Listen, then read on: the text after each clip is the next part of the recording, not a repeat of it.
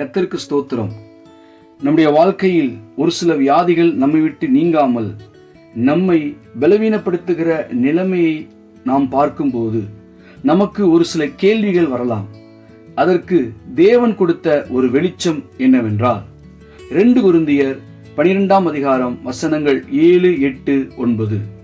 அன்றியும் எனக்கு வெளிப்படுத்தப்பட்டவைகளுக்குரிய மேன்மை நிமித்தம் நான் என்னை உயர்த்தாதபடிக்கு என் மாம்சத்திலே ஒரு முள் கொடுக்கப்பட்டிருக்கிறது.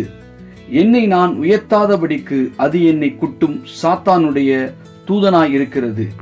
அது என்னை விட்டு நீங்கும்படிக்கு நான் 3 தரம் கர்த்தரிடத்தில் வேண்டிக் கொண்டேன்.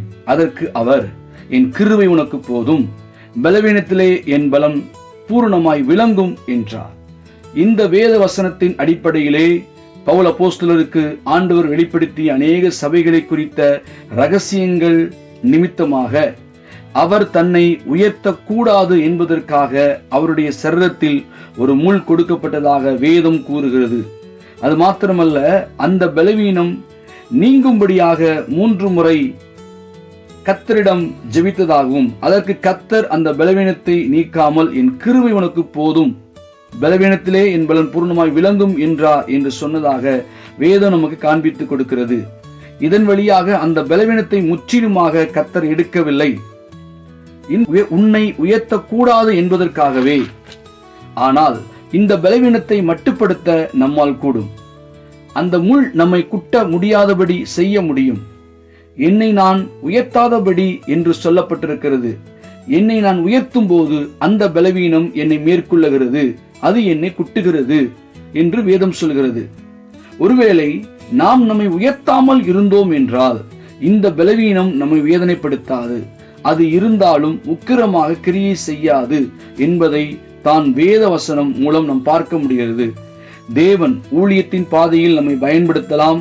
நாம் ஜெபிக்கும் போது சிலருக்கு வியாதிகள் சுகமாகலாம், பிசாசின் போராட்டங்கள் விலகலாம், தீர்க்க தரிசனம் உரைக்கலாம், அற்புத அதிசயங்கள் நடக்கலாம், அநேக ஆத்துமாக்களை கிறிஸ்துவண்டையில் கொண்டு வரலாம், அநேக திருச்சபைகளை நாம் ஸ்தாபிக்கலாம். ஆனால் நமக்குள் அதன் நிமித்தமாக ஒரு பெருமை வந்துவிட்டதென்றால் அப்பொழுது தேவன் அனுமதித்த அந்த பலவீனம் உக்கிரமாக கிரியை செய்யும். இதிலிருந்து நாம் செய்ய வேண்டிய காரியம், நம்மை தேவன் எந்த அளவுக்கு உயர்த்தினாலும் எல்லா மகிமையும் கர்த்தருக்கே என்ற சிந்தை நம் பேச்சில், நம் செயல்பாட்டில் எப்பொழுதும் நமக்குள் இருக்கும்போது இந்த பலவீனம் ஒரு நாளும் நம்மை மேற்கொள்ள முடியாது. அதன் உக்கிரத்தை மட்டுப்படுத்த முடியும் என்பதை தெரிந்து கொள்ள முடிகிறது. விசேஷமாக யோவான் 15ஆம் அதிகாரம் 5ஆம் வசனத்தில் பிற்பகுதியை வாசித்தால், என்னை அல்லாமல் உங்களால் ஒன்றும் செய்யக்கூடாது, ஆண்டவராகிய இயேசு கிறிஸ்துவை அல்லாமல் நம்மால் எதுவும் செய்ய முடியாது என்பதை வேதம் தெளிவாக சொல்லுகிறது. நான் பிசாசுகளை துரத்துகிறேன், வியாதியஸ்தர்களை சுகமாக்குகிறேன், அற்புத விஷயங்கள் நடக்கிறது, தீர்க்க தரிசனம் உரைக்கிறேன், அநேக ஆத்துமாக்களை ரட்சிப்புக்குள் கொண்டு வருகிறேன், சபைகளை ஸ்தாபிக்கிறேன். இது எல்லாமே தேவன் எனக்கு கொடுத்திருக்கிற அதிகாரம், கிருபை, வரங்கள் மற்றும் தாளந்துகள் அடிப்படையிலே. தேவன் இல்லாமல் என்னால் எதுவும் செய்ய முடியாது என்ற சிந்தையும் என்ற பேச்சும் நம்முடைய சுபாவங்களும் எப்பொழுதும் இருக்கும் என்றால் இந்த பலவீனங்களை நம்மால் மட்டுப்படுத்த முடியும். இறுதி வரை நம்முடைய வாழ்க்கையில் தேவன் நம்மை எவ்வளவு உயர்த்தினாலும் மனத்தாழ்மையாய் வாழ பிரயாசப்படுவோம். நம்முடைய வாழ்க்கையில் அநேக நேரங்களில் கர்த்தர் நம்மை பயன்படுத்தும் போது நமக்குள் ஒரு சந்தோஷம் வரும். அந்த சந்தோஷம் பெருமையாய் மாறிவிடாதபடி ஜாக்கிரதையாயிருங்கள். உங்கள் பேச்சிலே அந்த பெருமை வெளிப்பட்டு விடக்கூடாது. நீங்கள் நடந்து கொள்ளுகிற விதத்தில் அந்த பெருமை வெளிப்படவே கூடாது. அது மாத்திரமல்ல, நம்முடைய எண்ணங்களிலும் அந்த பெருமை வெளிப்பட்டு விடக்கூடாது.